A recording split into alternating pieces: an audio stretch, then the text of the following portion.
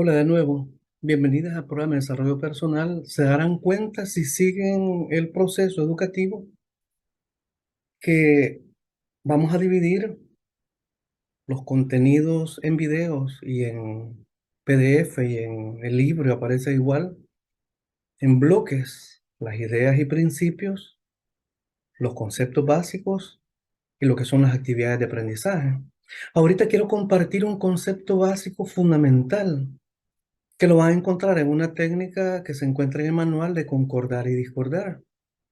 Y es lo siguiente, ¿qué es un principio? Un principio es una idea rectora. Es decir, cuando alguien tiene un principio, al ver la realidad, lo utiliza y comienza a pensar en la dirección que en principio le dice. Ahorita voy a poner el ejemplo para que quede claro eso. Voy a leer el principio que lo van a encontrar en el manual. Lo simple no existe, solo existe lo simplificado. Y lo simplificamos porque no somos capaces de comprender lo que ocurre en la realidad. Te veamos con un ejemplo a qué se refiere, qué hay detrás de las palabras o de un comportamiento. En algunas ocasiones, cuando he estado trabajando en talleres o con personas o con grupos, me dicen, Rodolfo, yo creo que algo importante para poder darte cuenta que pretende alguien es ver sus comportamientos, los hechos. Y eso me parece aceptable en un primer nivel, pero al hacer un análisis, vamos viendo que los hechos o los comportamientos pueden esconder diferentes motivos y necesidades. Es decir, está bien, es importante ver los comportamientos y los hechos, pero la pregunta es, ¿por qué hizo eso determinada persona? ¿Cuáles son los motivos que le mueven? Entonces, pero ahorita en lo que me quiero detener es qué hay detrás de las palabras o de un comportamiento. Y comenzamos con la frase que les acabo de leer, lo simple no existe, existe solo lo simplificado. Y para dejarlo claro, solo voy a ver tres cosas que aparecen detrás de ellos, la necesidad, la personalidad y la sociedad, para que veamos que lo simple no existe, sino que detrás de eso, detrás de las palabras o de un comportamiento existe todo un océano de influencias, que es la que vamos a ver ahorita, veamos. Esto es la necesidad. Es decir, que cuando nosotros nos relacionamos con los demás, con el mundo que nos rodea, ¿cuáles son las necesidades que están de fondo en nuestro pensar, nuestro sentir, nuestro decidir y nuestro actuar? ¿Será el dinero? ¿Serán los bienes? ¿Será el trabajo? ¿Será el contacto social? ¿Será el éxito? ¿Será el poder? ¿Será el prestigio? ¿Será el placer? ¿Qué buscamos? Buscamos el afecto, buscamos la felicidad, buscamos el crecimiento, personalidad, buscamos el sexo, la salud, nuevas impresiones, o queremos satisfacer una necesidad física o una necesidad intelectual. Aquí vemos las áreas de búsqueda que son dos grandes bloques, lo material y lo espiritual. Pero también encontramos en el enfoque histórico-cultural plantea que existe lo biológico, lo psicológico y lo social. De cuáles son las necesidades que están de fondo en las palabras que alguien expresa o en el comportamiento que alguien realiza. Eso es un primer elemento que se encuentra de fondo y que si nosotros, por ejemplo, en el caso de los entrenadores y entrenadoras para la vida, cuando las personas le están abriendo las puertas a su mundo, a su universo, este debería ser un esquema que no bloquee la espontaneidad, sino que un esquema que se vuelva tan de sentido común que solamente le oriente en planteamientos hipotéticos por donde podrían dar el rumbo de las necesidades de quien tiene enfrente. Tenemos también la personalidad. Y este es el mundo interior al que estaremos invitando a viajar en este programa de desarrollo personal, que al inicio la mayor parte de gente, cuando lo mira y dice, no, no creo que yo logre meterme en todas esas cuestiones. Y cuando terminan el proceso se dan cuenta que, como decía en una ocasión, se vuelve algo tan común como hablar en público cuando la persona lo ha aprendido y lo desarrolla, como pensar con esquemas lógicos o cómo expresarse o redactar ensayos. Y esta es la personalidad.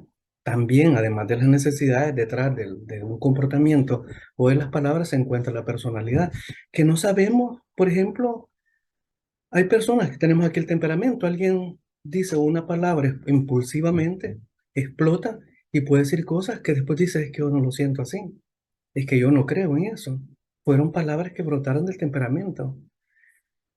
Puede ser que en un momento determinado una persona tenga sus normas y valores y esto den pie a que su expresión y su comportamiento están relacionadas con valores como la solidaridad, el respeto a la dignidad, el respeto a la vida. También está relacionado con las actitudes, los hábitos, las necesidades y motivos. Las emociones sabemos que le dan un gran color a lo que son las palabras y los actos. Alguien bajo un arrebato de cólera puede hacer cosas que no sabía que podía hacer. O alguien buscando el sentido de la vida puede desarrollar procesos que de pronto dices, jamás me imaginé que yo tenía esas potencialidades. Y ese es uno de los objetivos que pretendemos en este programa, que encuentres las potencialidades que comúnmente no aparecen en tu vida y que no le dan el sentido máximo que podrías alcanzar en ella. Pero bueno, el punto aquí es qué hay detrás.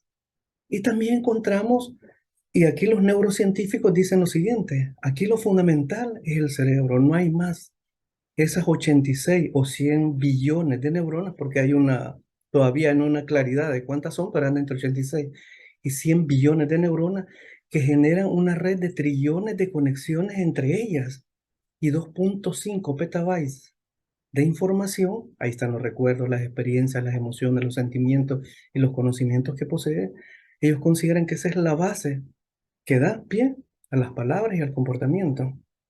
Y hay una investigación de un instituto que encontraron que en 1 centímetro de la corteza de un ratón había una capacidad de almacenaje que decían ellos. Si mencionaban Tutankamón, si hace 30.000 años alguien hubiera tenido un CD player y apretara el botón con 50 millones de canciones, todavía estarían sonando a esta etapa sin repetirse.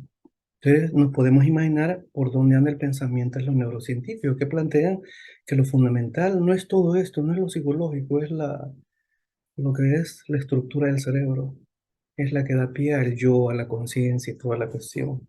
Pero aquí lo importante es que vaya quedando claro qué hay detrás, que nosotros no vemos, porque ese es el punto. Como me ha tocado entrenar a personas que están metidas en ese campo, entonces, cuando ellos miran esto, empiezan a ver cosas que antes no veían. Y ese es el papel de los conceptos, de los instrumentos, de las herramientas, que permiten ver cosas que comúnmente tenemos enfrente y no nos damos cuenta. Pero sigamos. Entonces tenemos la sociedad. Y aquí tenemos lo siguiente. Decíamos que en el audio anterior, en el video anterior, que la autovaloración tenía dos componentes, el autoconcepto y la autoestima. Y la autoestima estaba relacionada con los juicios de valor que utilizamos para calificarnos o descalificarnos en la vida. Pero ahora bien, ¿de dónde vienen esos juicios de valor? En primer lugar, de la sociedad, la época, la historia, la cultura, los ideales, que se convierten en costumbre y se transmiten a través de la familia, la pareja, las amistades, los otros significativos, los grupos a los que se pertenece, los medios de comunicación social e influencia social que hoy en este periodo se han vuelto determinantes en la formación de la personalidad, de los conocimientos y de la visión del mundo. Ahí tenemos la internet, TV, radio, cine, prensa, revista, en la música y la literatura. Es que tenemos allí que detrás de una palabra o de un comportamiento, tenemos este nudo de procesos que van desde las necesidades hasta la sociedad que las crea, las reproduce y que en algunas personas las asumen acríticamente y que otros asumen una posición crítica y dicen cuáles van a ser las necesidades que van a orientar y le van a dar sentido a mi vida. Espero que te haya quedado claro uno de los principios que es, y lo vuelvo a leer, lo simple no existe, solo existe lo simplificado. Y lo simplificamos porque no somos capaces de comprender lo que ocurre en la realidad. En el nivel intermedio y avanzado vamos a ir viendo y comprendiendo cada uno de esos elementos que aquí solo hemos bosquejado. Así que espero que te sea útil para detenerte a pensar cuando algunas veces te encontrás con personas que dicen, yo tengo la verdad, yo sé de qué se trata esto. Bueno, está bien, es posible, pero pongamos atención porque podría ser que tenga fragmentos de la realidad. Eso nos va a llevar a otro tema que es la relación entre verdad absoluta y relativa. Pero cierro con esto.